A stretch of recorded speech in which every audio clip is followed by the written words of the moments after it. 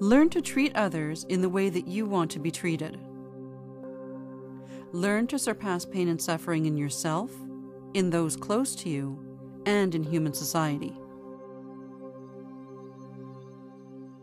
Harmless stuff. You might think so, but it provoked a ferocious attack from the press, religious leaders, and the dictatorship, from the right and the left, a wave of slander and misinformation that would lead to Siloists being attacked, jailed, and even murdered.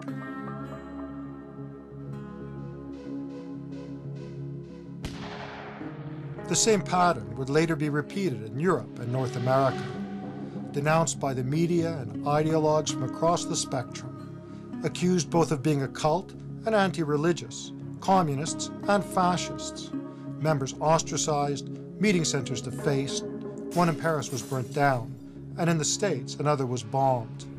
In 2007, a major Cairo paper denounced Siloists as Zionists and dangerous outsiders.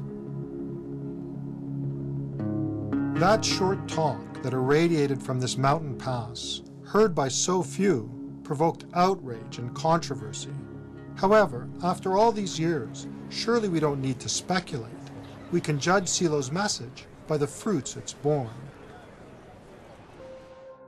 Learn to resist the violence that is within you and outside of you. Learn to recognize the signs of the sacred within you and around you.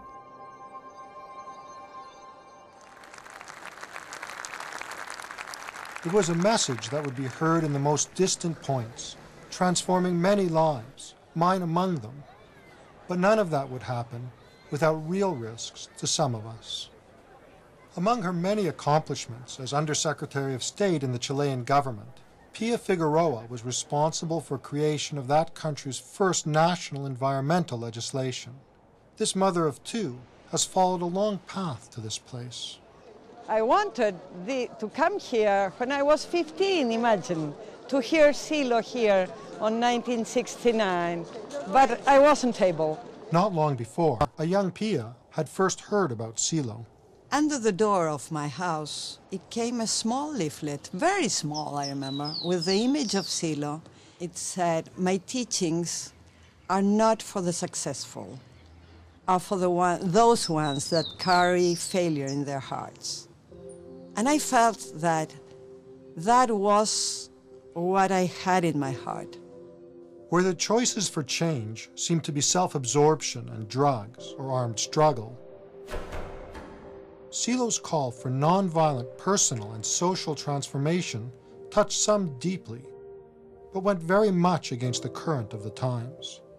I remember once in my friend's house, she was having the guns hidden in, under her bed.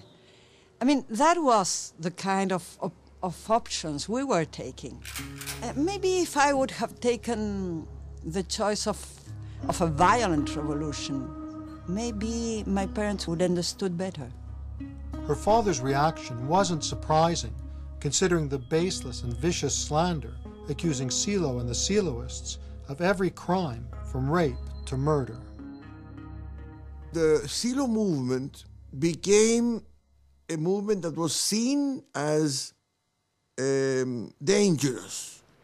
Fíjate que esa violencia siempre deriva del deseo. Cuanto más violento sea un hombre, más... We, of course, took our time to study our issues and went to retreats or out of town to take some days to think about. We were just meditating, but the press did an incredible campaign saying that we were having drugs, we were having orgies, we were having I don't know which satanic practices. It was totally unproportioned, totally monstrous. They was beginning to say that they kidnapped children and took them to meetings, and immediately they began suggesting that the meetings had sexual ideas. My father, he wanted me back in home immediately. My sister followed also. She was smaller, 2 years younger than me, and he was desperate. I am a lawyer. I did what I was taught should be done in that case. I went to the police. And she was found in one of the silos meetings. The hysteria of the time meant that Pia's peaceful meditations were about to be harshly interrupted.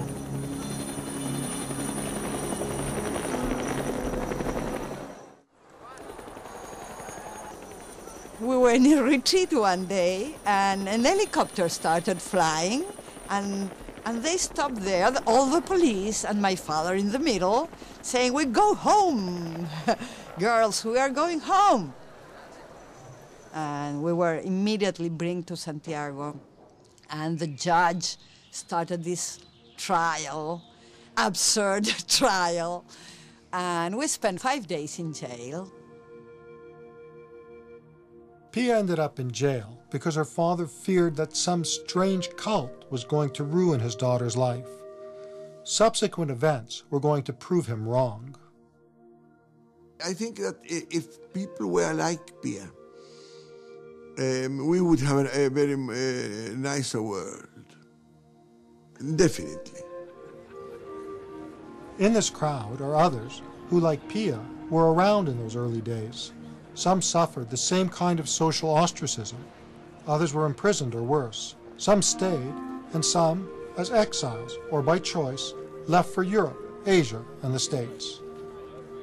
After jail and after that direct confrontation with my father, I decided that this message was enough important as to bring it to many other peoples in the world. So with some friends we organized and we went to Asia, and I lived in the Philippines for a couple of years. And we published the Silos books, and we formed a lot of groups and a huge movement, where I met a couple of people, very nice friends of mine, Victor and Cherise, who later on moved to Canada. And it was in that roundabout way that I first encountered Silo's message. I came across a sign posted by these two new Canadian immigrants. It referred to a dozen principles, tactics to creating a coherent life, principles of valid action. And then I found the book these principles were taken from, The Inner Look, a kind of poetic journey from non-meaning to meaning. The very first page lets you know what you're getting into. Here it tells how the non-meaning of life is converted into meaning and fulfillment. Here is joy, love for humanity, for nature, for the spirit. Here the worldly is not placed in opposition to the eternal. Here it tells of the inner revelation, at which all arrive who carefully meditate in humble search. To me, they seemed words that held great promise. But there were also things in that book that were hard to wrap my head around. Ese es el librito que nosotros pasamos y le decimos a la gente, medite este librito, fíjese si en este librito están las cosas que a usted le resuenan como cosas importantes en su vida. Porque pronto va a salir el tema de, usted no va a estar aquí todo el tiempo, usted va a partir, todos vamos a partir, la vida se acaba en algún momento. ¿Cómo sigue esta película? ¿Es que usted termina para siempre? ¿O es que algo continúa en usted? Usted quisiera tener respuestas sobre eso antes de partir, porque partir es seguro que va a partir.